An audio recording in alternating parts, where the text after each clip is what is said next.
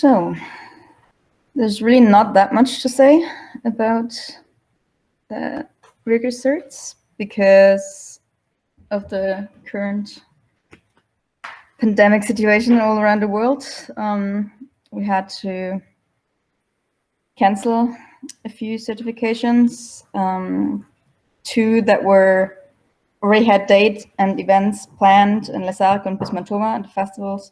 They got cancelled, and we did though since last year do 4 Rigor certifications, 1 in Germany in June 2019, 1 in Switzerland August 2019, and in the US in November 2019, and now just last weekend in Switzerland again. Though with the last one we had a very small group, only 5 people participated in the end. A few more had wanted to come, but they couldn't because they weren't allowed to enter the country or leave theirs. Yeah. For those who don't know what the Rigor certification is, it's basically, it's not a course, it's a certification, but you go into the 2.5-day event and you'll probably, even if you're very experienced rigger, you'll learn something new. Basically, we talk about and test on knots, ropes, anchors, forces, your skills and rescues, and risk assessment, do some basic rope work. And one very important aspect of it is your attitude. Like, can you work in a team? Are you a generally safe person?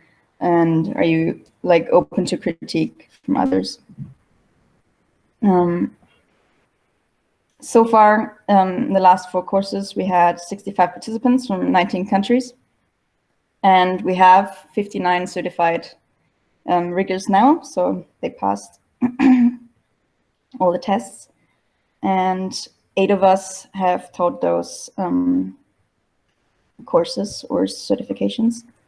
And we also, during the certifications, we also look for people who could lead further, like, or future certifications. So we have 18 people who could be future instructors in total. And why are we doing those Rigor certifications? It's mainly for festivals, so people know what the current standard is on rigging. We don't have a standard on rigging, but like best practices, because every place around the world, every highland spot is different. So there's so many different styles of rigging, and yeah, whether you rig with BFK, sliding axis, we'll talk about that later, or how high your lines are, if you have connections, or if you rig with A-frames. Like, I've rigged around, for those who don't know me, the last few years I've rigged at a lot of festivals, pretty much all around the world, Highland on 6 continents. And yeah, the rigging style varies a lot all around the world. So it's good to have some consistency in rigging when it's an international festival. And for festivals, so far it's always been a big liability for the people who organize festivals. If something happens, they were basically fucked, huh? So it's really important for big festivals to be able to get insurances. And when insurances usually want to see certifications or some sort of proof that you know what you're doing. So yeah, that's the main point why we're doing these. And yeah, dates and places for future Rigor certifications are not set yet. It really depends on how the pandemic's turning out. We'd like to do some maybe in the UK, maybe in Australia and South America, but yeah, we'll really have to see how that goes. For those who did the certification, there's a link. I can also post that later in the thread of the Hangout session. you don't get the certification handed out, but you can print your own once you're in a database. And also, when people request your certification, you can just send them the link. And yeah, there's also the form for future Rigor certs on the website. So if you're interested, you can also sign up, and then we can see where we want to do the next Rigor certs, depending on where people are in the world, and if possible, do them closer to you if there's a bigger group who want to do the cert. That was basically it for the short overview of what we've been doing the last year. Are there any questions? I have a question. Oh, how? That's a nice one. But also, I would add one. How can you make one happen in Australia? It's a very narrow question, but it's quite a specific one. Sorry, we have some feedback here in the room. Can you repeat your question, Kat, please? How can we make one happen in Australia? One Rigor cert. Well, we basically usually have 3 instructors. So Kat, you're one of them. You're in Australia already. So it needs 2 instructors that could come to Australia at a certain point. Right now, probably not allowed in the country. Yeah, but if there are a lot of people keen, and hopefully we're allowed to, or some people are allowed to come to Australia next year, that would be a possibility.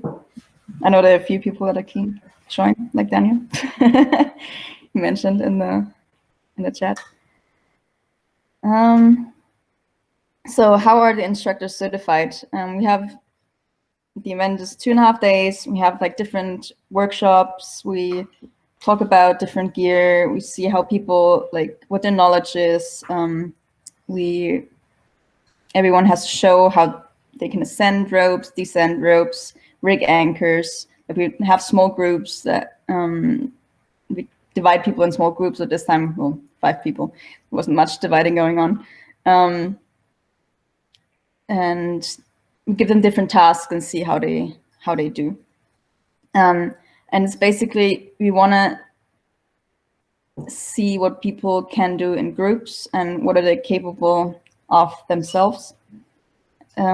Basically to have people that are able to rig at festivals. Like if I'm the lead rigger and I have certified riggers on site, I know that I can tell them, rig that line, preferably like this with roughly that gear, and they're able to do that.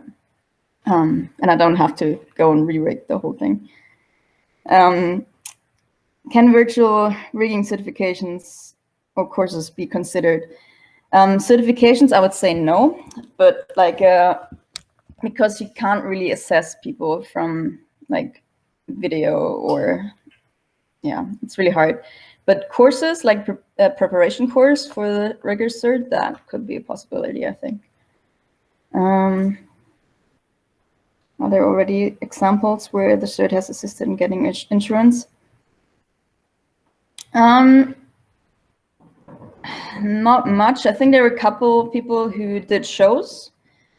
For them, it was easier to get permissions to do the shows, not necessarily for insurance purposes, but just for, yeah, access purposes. Did I answer those questions thoroughly, or?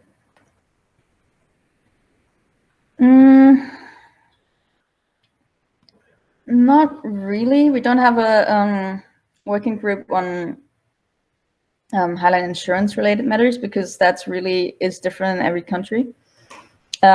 We do have working groups on risk assessment for festivals and such. also a working group for like highline rescue and such things. Like we strongly recommend you or those who have done shows and have insurances to share those with the slackline world, because it's really hard, or so far it's been really hard to find insurances that insure highline activities or any. It's really hard to find rope activity insurances that are affordable.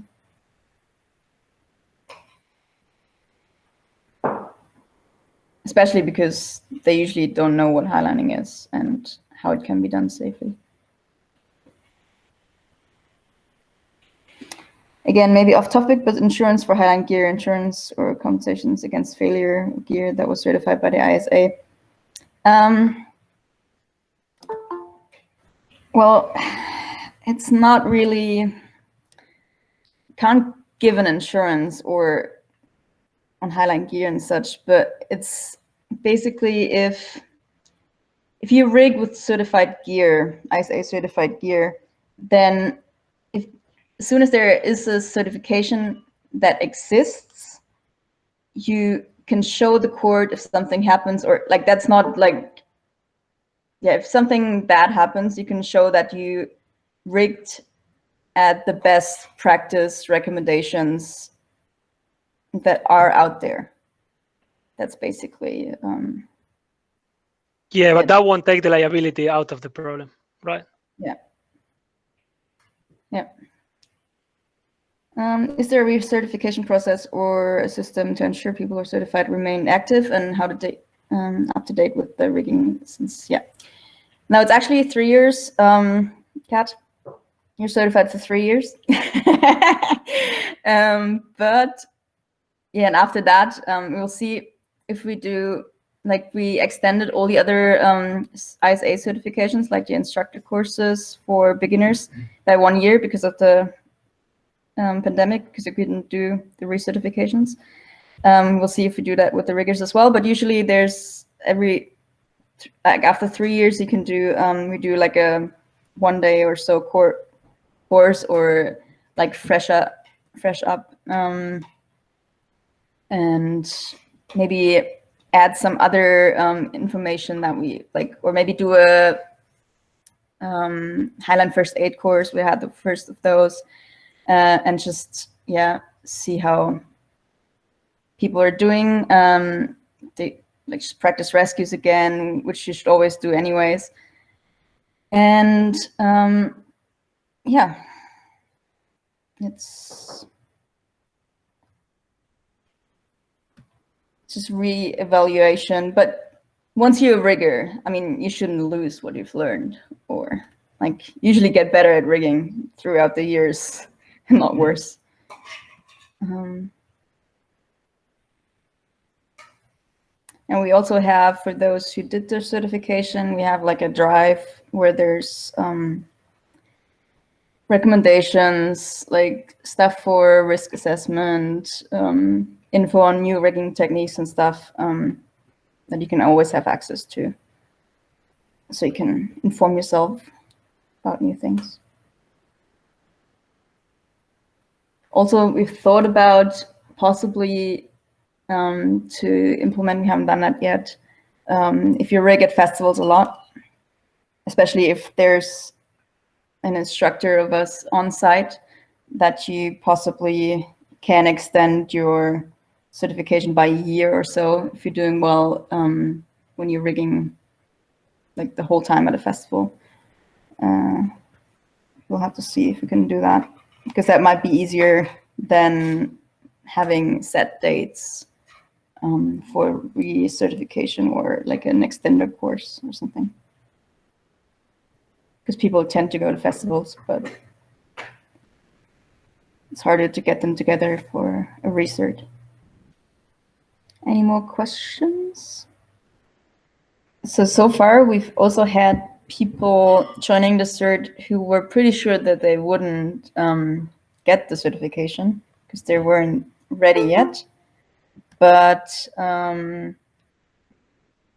they participated anyways. They're fine with the cost of the course, just for their own learning education.